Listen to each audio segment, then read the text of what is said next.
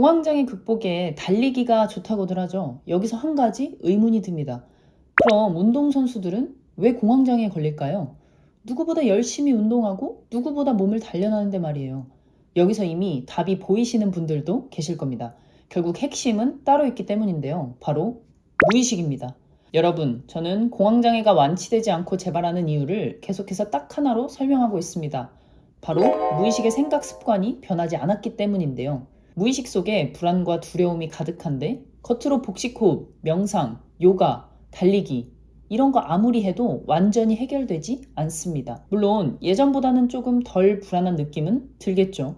그런데 설명하기 어려운 이 찝찝함, 쎄한 느낌 여전히 남아있지 않나요? 바로 그겁니다. 그게 우리의 무의식이 변하지 않았다는 신호예요. 아직 무의식 속에는 두려움과 불안이 기본값으로 저장되어 있기 때문입니다. 그럼 여기서 자연스럽게 이런 질문 떠오르실 거예요. 그럼 무의식을 바꾸면 공황장애가 완치되느냐?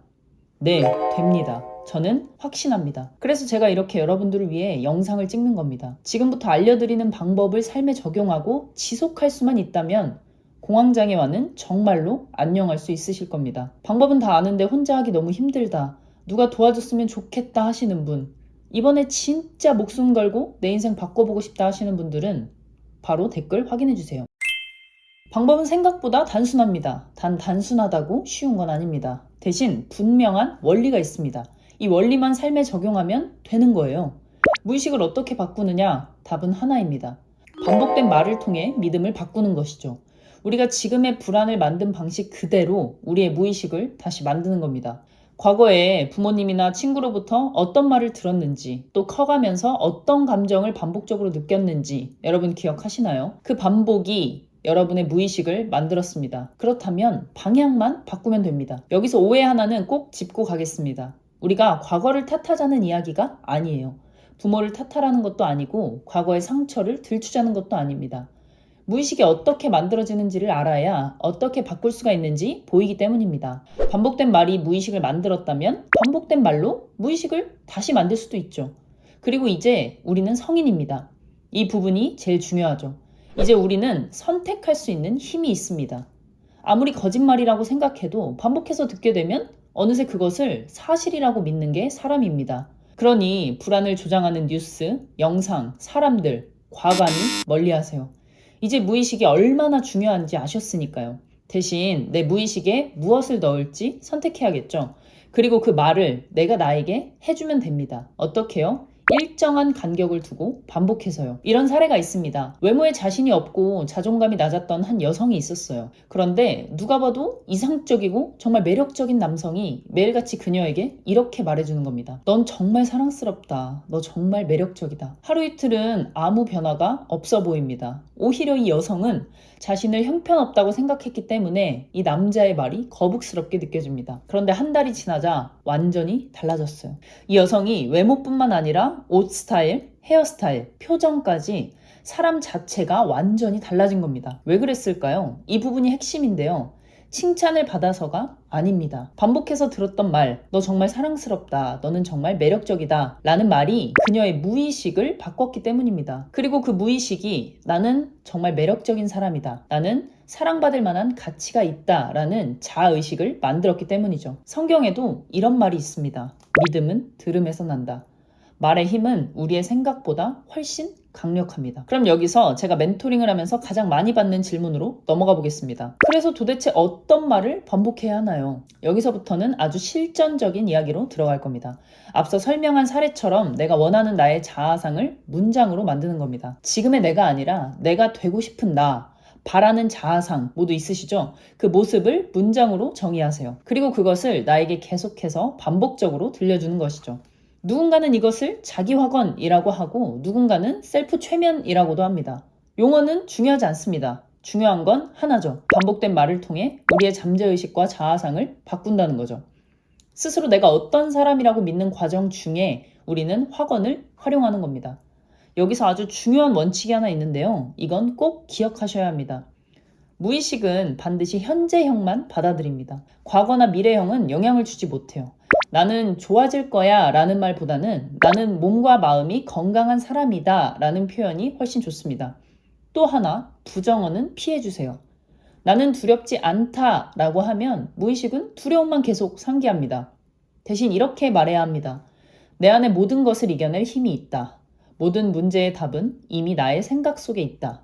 나는 시작한 일을 반드시 끝내는 끈기가 있는 사람이다. 라고 말이죠. 그래도 이해가 안 되시는 분들이 있을 것 같아서 제가 실제로 사용했던 문장을 그대로 공유드리겠습니다. 나는 몸과 마음이 건강한 사람이다. 나는 공황장애를 극복한 경험을 토대로 공황장애로 힘든 사람들을 도와준다.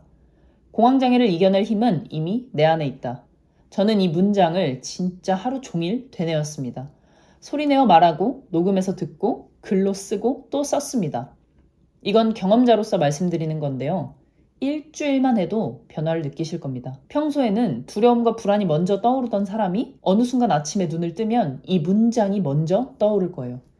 진짜입니다. 이건 저만의 이야기가 아니에요. 지금 멘토링을 통해 저와 함께하고 있는 수많은 분들도 같은 경험을 하고 계십니다. 비행기 공포를 극복하는 과정에서도 저는 동일한 방법을 사용했습니다.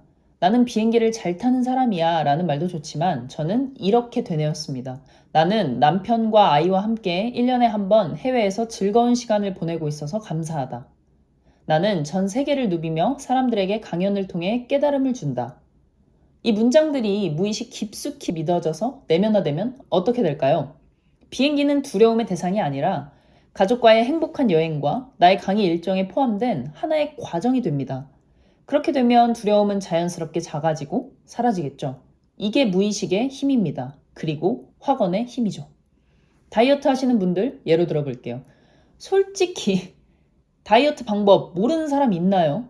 건강한 것들 먹고 먹은 만큼 운동을 하고 또 잘 자면 됩니다.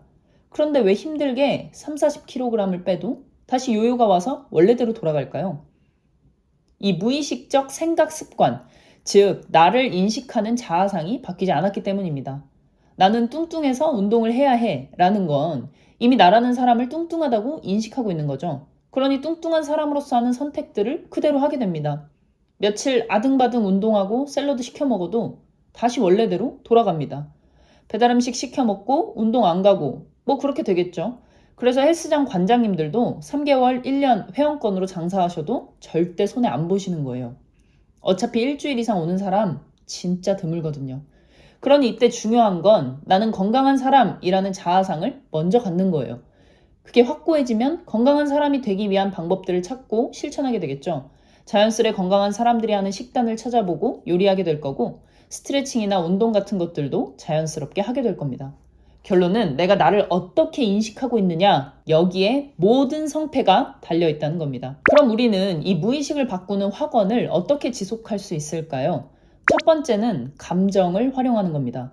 내가 원하는 삶, 나의 모습의 문장을 되뇌이면서 와, 그렇게 되면 어떨까? 그 기분까지 함께 느껴보는 거예요. 여러분 생각해보세요. 공황장애 없이 불안 없이 사는 삶 진짜 뭘 해도 즐겁고 뭘 먹어도 맛있지 않을까요? 그 기분을 계속 유지하려고 노력하시는 겁니다. 두 번째는 내가 힘들고 불편하고 하기 싫을수록 아주 잘하고 있는 거라고 생각하는 겁니다. 애초에 습관을 바꾸는 건 어렵습니다. 불편한 길이에요. 뇌에 새로운 회로를 만들고 그것을 강화하는 길이 어디 쉽겠습니까? 당장 자신이 주로 사용하는 반대손으로 핸드폰을 잡아보세요. 그리고 타자를 쳐보세요. 엄청 불편하고 뇌는 더 싫어할 겁니다.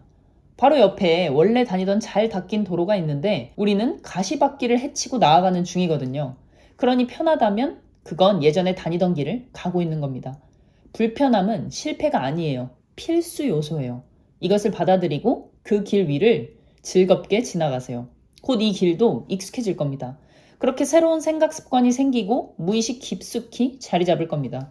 그리고 그 위에서 여러분은 완전히 다른 인생을 살게 될 겁니다. 세 번째는 옆에 강력한 조력자를 두는 겁니다.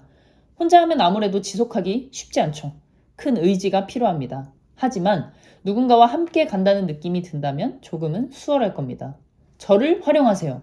이 영상에 날마다 찾아와 댓글을 다셔도 좋습니다. 그렇게 딱 90일만 해보세요. 분명 오늘 이 영상을 본 여러분과는 다른 사람이 되어 있을 겁니다.